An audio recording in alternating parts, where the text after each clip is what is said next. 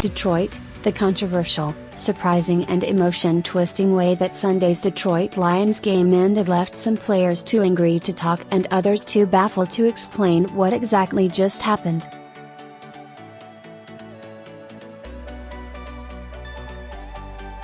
It left some more with a little something to get off their chest. The only thing I have to say is that we got hosed by the refs, Lions defensive end Cornelius Washington said as he was packing up his belongings.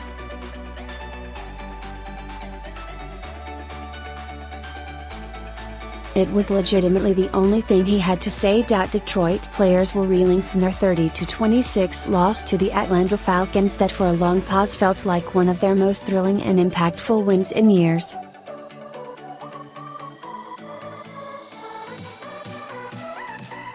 They had just stormed back against the reigning NFC champions with an 89-yard drive that ended with what everyone initially thought was a game-winning touchdown catch by Golden Tate with 8 seconds to go.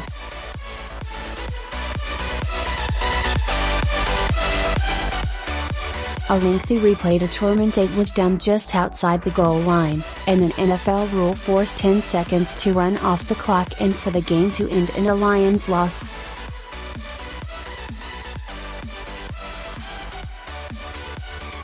It's a finish that kept them from the win, a 3-0 start and the kind of statement victory they've been searching for years for.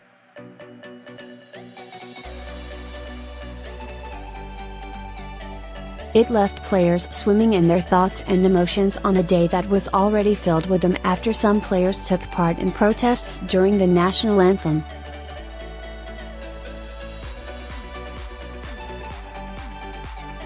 Here are the highlights of what players had to say after a long and crazy day at Ford Field. Golden Tate on seeing his game-winning touchdown turn into a 1-yard catch that ended the game, via Fox 2, immediately after the play, "I didn't think anything of it.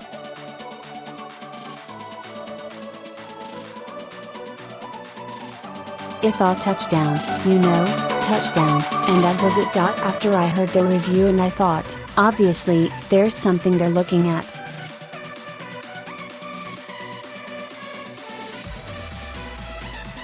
And then after watching a few times, I thought it could go either way. I didn't personally find out about the 10-second runoff until I was actually speaking to the referees and then they brought it to my knowledge.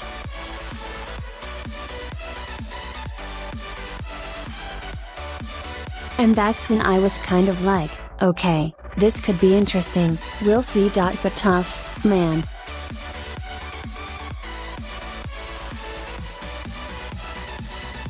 It's a tough way to lose. Paul Worrilow on watching his current team beat his former team and his former team beat his current team, all in the span of minutes. Somebody's going to have to explain that one to me.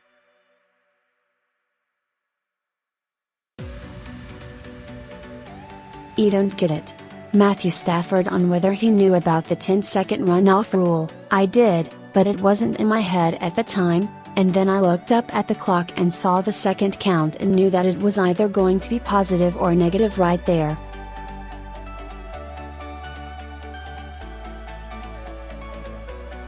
Glover Quin on the rule that requires a 10-second runoff after a changed replay in the final 2 minutes. I just think it's hard to punish a team for a 10-second runoff on their review.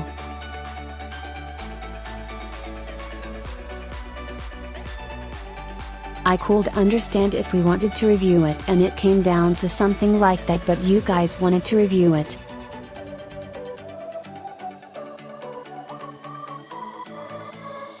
Why do we get punished for 10 seconds?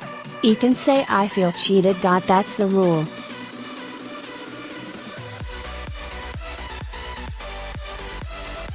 Akeem Spence on finding out the win was actually a loss. It sucked the life out of me because, I was up there jumping up cheering. Our offense scored the game-winning drive and just to lose it like that on a 10-second runoff.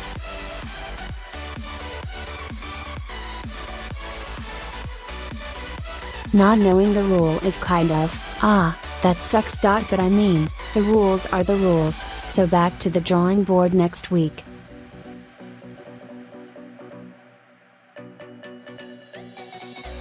Eric Ebron on why he stood by himself behind the rest of the Lions during the national anthem. My feelings are a little bit different because my grandfather and my father fought for this flag.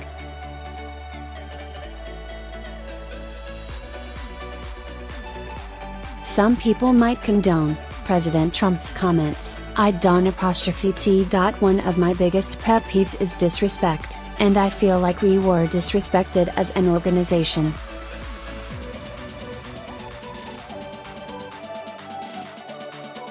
It's not a form of protesting. Like I said, I just don't deal with disrespect, and I felt like what came out of the mouth of our leader was disrespect.